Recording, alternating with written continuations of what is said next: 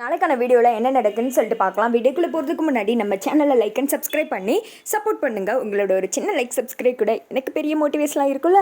Video வந்துட்டு வேறு லெவலில் இருக்குங்க. என்னடா சீரியலை இப்படிலாம் கொண்டு போகிறீங்களே, எங்களை வந்துட்டு அப்படியே என்ஜாய்மெண்ட் ஆகுறீங்கன்னு தான் சொல்லணும். ஃபஸ்ட்டு சீனில் வந்துட்டு கட்ராமாப்பில் தாலி அப்படின்ற மாதிரி சொல்ல கதிர் வந்துட்டு தாலி கட்டுறதுக்காக போகிறாங்க. ஐயோ அத்தை எப்படியோ தடுங்க சித்தி அப்பா அப்படின்னு சொல்லிட்டு சாரு கத்த அப்படியே கதிர் கட்ட போகிற நேரத்தில் ஐயோ சும்மா இருங்க, ஏன்பா ரகு நீ வேற பார்த்துட்டே இருக்க, சாருக்கும் சீனுக்கும் கல்யாணம் பண்ணுறதானே சரியாக இருக்கும், மாப்பிள்ளை என்ன திடீர்னு கதிரை கூட்டம் வந்து தாலி கட்டணும்னு சொல்லிட்டு இருக்காரு, நீயும் பார்த்துட்டு இருக்கேப்பா அப்படின்ற மாதிரி சொல்ல ரகு வந்துட்டு எதுவுமே பேசாமல் அமைதியாகவே இருக்காங்க. ரகு சொல்லுப்பா அப்படின்ற மாதிரி சொல்ல நான் ஒரு முடிவெடுத்தேன், அது வந்துட்டு நீங்கள் தப்புன்னு சொல்லிட்டீங்க, இப்போ நீங்கள் ஒரு முடிவெடுத்தீங்க, சீனுவோட அப்பா வந்துட்டு சாரு தானே, அவரோட வந்துட்டு பையனுக்காக அவரோட முடிவெடுத்திருக்காரு, இதில் நான் என்னத்தை சொல்கிறது அப்படின்ற மாதிரி அமைதியாக இருந்துக்கிற எல்லாருமே வந்துட்டு ஷாக் ஆகிடுறாங்க. என்னடா இது இப்படி பேசுகிறாரு அப்படின்னு சொல்லிட்டு, ஐயோ எப்படியாவது என்னை காப்பாற்றுங்க அப்படின்னு சொல்லிட்டு சாரு வந்துட்டு அவங்க அப்பாவே பார்த்துட்டு இருக்க. மறுபடியும் கதிர் வந்து தாலியை கிட்ட போக சீனு சொல்கிறாங்க, கதிர் உனக்கு இதில் எது வருத்தம் இல்லையே அப்படின்ற மாதிரி சொல்ல, வருத்தமா சேச்சே சாரு வந்துட்டு எவ்வளோ நல்ல பொண்ணு,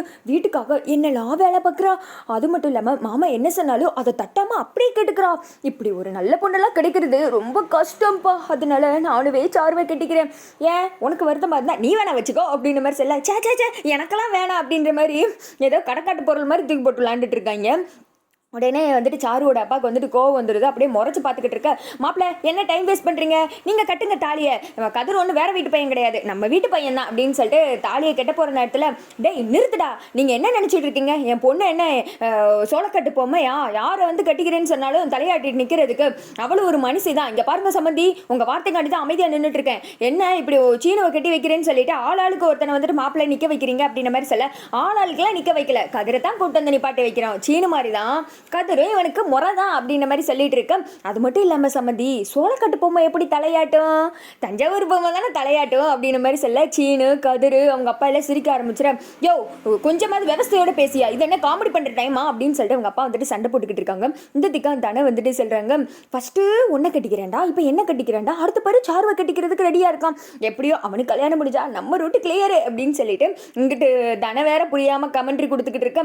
மறுபடியும் வந்துட்டு கதிர் கட்ட போகிறாங்க. அப்போ திடீர்னு வந்துட்டு கையெடுத்துறாங்க, என்ன மாப்பிள்ள நீ கெட்டலையா அப்படின்னு சொல்லிட்டு சீனோட அப்பா கேட்க, என்ன சித்தப்பா மறந்துட்டீங்களா, ஒரு ஆளை வந்துட்டு மிஸ் பண்ணிட்டோமே அப்படின்ற மாதிரி சொல்ல, யாரு அப்படின்றது ஒரு கெஸ்ட் வர்றாங்கன்னு சொன்னீங்கல்ல அப்படின்ற மாதிரி சொல்ல, ஓ அந்த கெஸ்டா ரொம்ப முக்கியமான கெஸ்ட்டு அப்படின்ற மாதிரி வந்துட்டு சொல்லிட்டு இருக்க. அது மட்டும் இல்லாமல் எனக்கு வந்துட்டு மாமா சம்மதம் அத்தை சம்மதம் தான் ஓகே, அவங்க ஆசீர்வாதத்தோட நான் பண்ண ரெடி அப்படின்னு சொல்லிட்டு கதிர் ரெடியாக இருக்கு.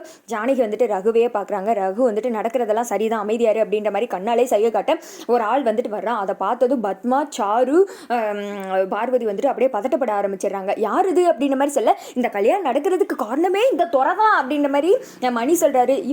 இவரால் என்ன கல்யாணம் நடக்குது அப்படின்ற மாதிரி வந்துட்டு சிவா கேட்க, 4 நட்சத்திரம்லாம் பார்த்து நல்லபடியாக கல்யாணம் நடத்த வேணாமா, இப்போதைக்கு இந்த கல்யாணம் நடக்க வேணாம் அப்படின்ற மாதிரி பார்வதி சொல்ல, சீனுக்கு கட்டி வைக்கும்போது 4 நட்சத்திர கிழமெல்லாம் பார்த்தீங்களா, அப்புறம் என்ன சும்மா இரு, நல்ல நாள் தான் நல்ல கிழமை தான் நல்ல நேரம் தான் அப்படின்ற மாதிரி சிவா சொல்லிட்டு, இந்த கெஸ்ட் யாரு சொல்லுங்க, இவர் என்ன ராப்பாக்கெல்லாம் கஷ்டப்பட்டாரு அப்படின்ற மாதிரி சொல்ல, பின்ன 1000 போஸ்டர் ஓட்டுறதுக்கு ராப்பாக்கெல்லாம் கஷ்டப்பட்டுருக்கணும்ல அப்படின்ற மாதிரி சொல்ல, ஓஹோ அந்த போஸ்டர் ஓட்டுனது இவன் தானா அப்படின்னு சொல்லிட்டு சிவா போட்டு அடி நடிக்க ஆரம்பிச்சிடறாங்க.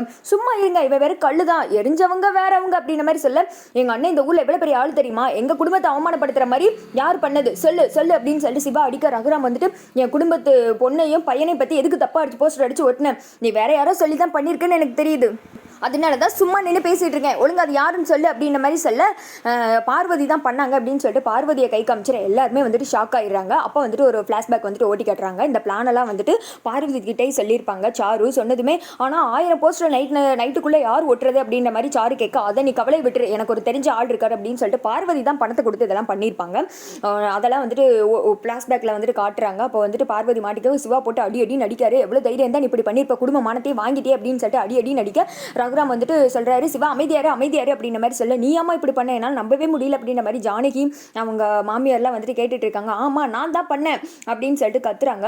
இவர் பாட்டுக்கு வந்துட்டு ஒரு முடிவு எடுத்துட்டாரு, என் அக்கா மக வாழ்க்கை என்ன ஆகுறது அப்படின்ற மாதிரி சொல்ல, என்னம்மா இது அங்கே வச்சு அமைதியாக வந்துட்டு இப்போ வந்து இப்படி பேசுறீங்க, அங்கே பிடிக்கலன்னு சொல்லியிருக்கலாம்ல அப்படின்ற மாதிரி சொல்ல, ரகுராம் அவங்க சொல்றாங்க, நான் அங்கே வச்சு கேட்கும்போது பத்மா சரின்னு தானே சொன்னா அப்படின்ற மாதிரி சொல்ல, நாங்கள் சாருக்கும் சீனுக்கும் கல்யாணம் நடக்குன்னு நினச்சி தான் சரின்னு சொன்னோம், ஆனால் நீங்கள் இப்படி மாயாக்கும் சீனுக்கும் கல்யாணம் நடத்துவீங்கன்னு தெரியாது முடியாமல் போச்சு. இவ ஒருத்திக்காக எங்கள் ஆசையெல்லாம் குழி தோண்டி புதைச்சிட்டீங்க. இந்த பிள்ளைய வீட்டில் வந்து தங்க வச்சுட்டு சீனு தான் மாப்பிள்ளைன்னு சொல்லிட்டு அவன் மனசில் ஆசையை வளர்த்துக்கிட்டு இப்படிலாம் பண்ணிட்டீங்க. இன்னைக்கு நான் போஸ்ட் அடிச்சு ஒட்டுறது உங்களுக்கு தப்பா தெரியுது. நாளைக்கு இது மாதிரி தானே ஊரில் எல்லாரும் பேசுவாங்க. நாளைக்கு வேற ஒருத்தனே கட்டுனாலும் இப்படி தான் அவன் சொல்லுவான் அப்படின்ற மாதிரி சொல்லிட்டு இருக்கேன்.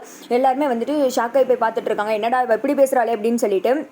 நான் ஒரு முடிவெடுத்தேன், அது வந்துட்டு தப்பாக போச்சு. இனி வந்துட்டு மாப்பிள்ளையோட பையனும் அம்மாவுமே முடிவெடுத்துக்கிட்டோம், எனக்கு இதில் எந்த சம்மந்தமே கிடையாது அப்படின்னு சொல்லிட்டு ரகு வந்துட்டு அமைதியாக நின்றுக்கிறாரு. அப்போ வந்துட்டு இந்த திக்கா வந்துட்டு சீனுக்கிட்ட கேட்குறாங்க, மணி நீ சொல்லிடா, இப்போ உன் மனசில் இருக்கிறத சொல்லு, 2 பேத்துல நீ யாரை கட்டிக்க போகிற, உன் மனசில் இருக்கிறத ஓப்பனாக எல்லாருக்கிட்டையும் சொல்லிடு அப்படின்ற மாதிரி சொல்ல சீனு வந்துட்டு அப்படியே கோவத்தில், இங்கே பாருங்க, நான் வந்துட்டு கட்டிக்கிறதுனா மாயாவை மட்டும்தான் கட்டிப்பேன், என் மனசு ஃபுல்லாக மாயா மட்டும்தான் இருக்கா. இந்த ஜென்மத்தில் எனக்கு கல்யாணம்னு ஒன்று ஆச்சுன்னா அது மாயா கூட தான். எனக்கு சாரு வந்துட்டு பிடிக்கல, என்னை வந்துட்டு கட்டாயப்படுத்தி கட்டி வைக்க பார்க்காதீங்க, எனக்கு வந்துட்டு மாயா தான் பிடிக்கும் அப்படின்ற மாதிரி சொல்லிடுறேன். மாயாவும் சீனும் அப்படியே ஒருத்தங்க பார்த்துக்கிறாங்க. இந்த திக்கம் பார்வதி பத்மால அப்படியே ஷாக் ஆகி போய் பார்த்துட்டு இருக்க. சாரு வந்துட்டு பயங்கரமாக ஏங்கி அழுகுறாங்க. டே என்னடா பேசுற நீ அப்படின்ற மாதிரி பத்மா சொல்ல, அவன் தான் அவனோட விருப்பத்தை சொல்லிட்டால, நீ எதுக்கு தேவையில்லாம அவனை வந்துட்டு கட்டாயப்படுத்திட்டு இருக்க, எல்லாரும் முன்னாடி அவன் விருப்பத்தை சொல்லிட்டான், அவங்களோட விருப்பப்படி தான் நம்ம நடக்கணும், நீ வந்துட்டு அவனை கட்டாயப்படுத்தி வேற ஒரு பொண்ணை கட்டி வைக்கணும்னு நினைக்காத அப்படின்னு சொல்லிட்டு மணியை திட்டிட்டு இருக்க. ரகு ஜானையும் வந்துட்டு ஒருத்தங்க பார்த்து ஃபீல் பண்ணிக்கிறாங்க, என்னடா இந்த வீட்டில் நடக்குன்னு சொல்லிட்டு. அதோட பார்த்தீங்கன்னா வீடியோ முடிஞ்சிருது.